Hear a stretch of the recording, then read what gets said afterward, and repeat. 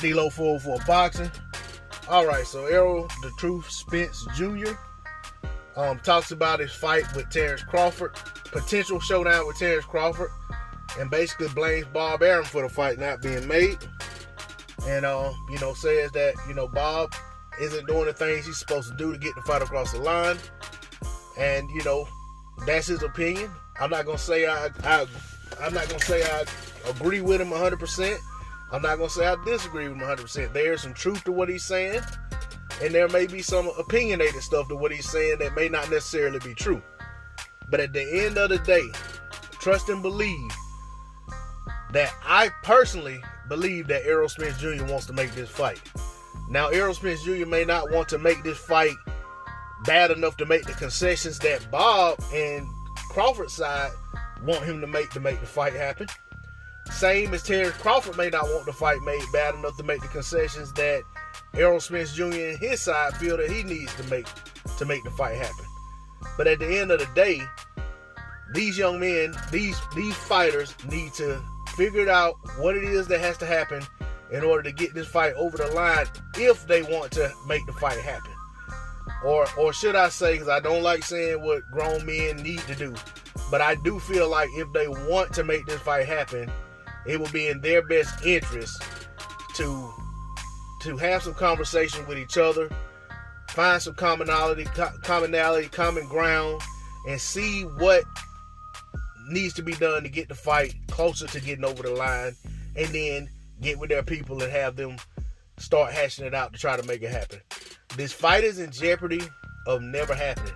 I do realize that. I realize these guys are one fight away from losing and this fight never being what it could have been or never happening whatsoever, depending on how they lose. We just saw this with Wilder versus Anthony Joshua.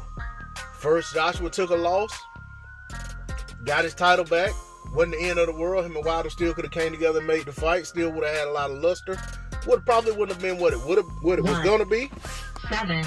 But then we saw Wilder go out and lose. First he had to draw, then he lost.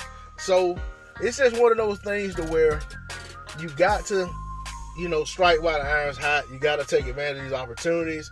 Boxing is funny that way.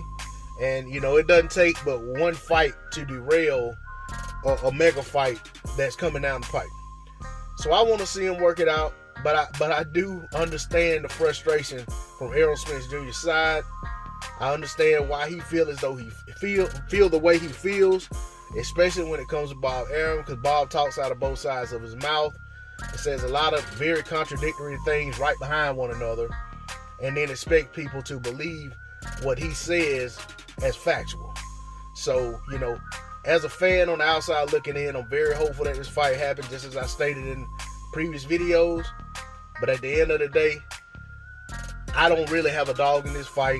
It's not really going to take any skin off my back if this fight doesn't happen. Yes, as a boxing fan, I really want to see this fight, but I done got to the point that there have been so many fights that I wanted to see and never saw throughout my lifetime as a boxing fan, that this will be just another fight that, I'll be talking about what could have been or what we think would have happened. Because at the end of the day, right now, it's a fantasy fight, and it shouldn't be. But once they blow the opportunity, it's going to be a fantasy fight that never was, and we'll be talking about it, those of us that are still around 10, 20, 30 years from now, about how we thought the fight would have played out and who we thought ducked who and who was the reason the fight never happened. And I don't want to see that happen in this case. But that's all I'm going to say on the subject. D-Lo 404 Boxing. Please like, share, comment, and subscribe.